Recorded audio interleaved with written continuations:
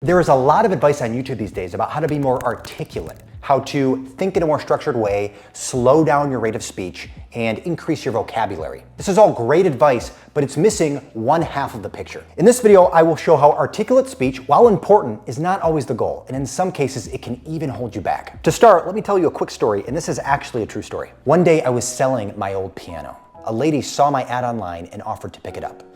When she stepped in my apartment, her jaw dropped. With a trembling voice, she said, "This was the piano that I had when I was a little girl. I haven't seen it in 30 years, and I never thought I would see it again. I can't believe I finally found it." That was a true story, by the way. This story has information, and if I wanted to convey that information as clearly and concisely as possible, I would have just said, somebody bought my piano, it turns out they had previously owned it. Now, this is quite literally what happened, and that would be a very articulate message, but it would be missing an important part of the message if I said it like that. It would be missing the human connection. Whether or not I tell the story in full or just say somebody bought my piano depends on my goal. Sometimes your goal with communicating is just to convey information. And all of the advice you see online about how to be more articulate applies in situations like this. But there are other areas in life where the goal is not just to convey information.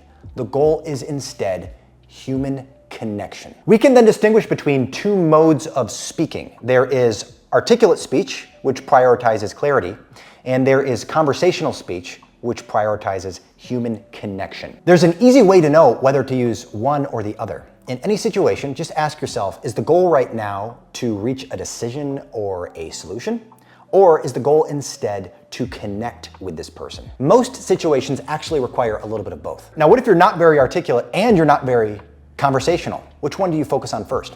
Well, I would say focus on being conversational first. Being conversational is more important than being articulate, and here's why. Even in situations where articulate speech is critical, like a job interview, for example, conversational speaking can still be powerful. It humanizes an interaction that might otherwise be quite dry.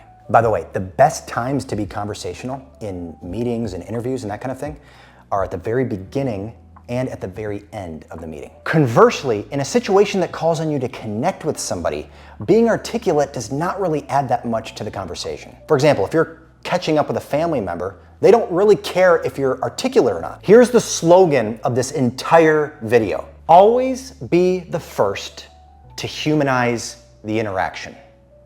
If you remember one thing from this video, remember that. So learn how to be conversational first, then learn how to be articulate. Thank you for watching.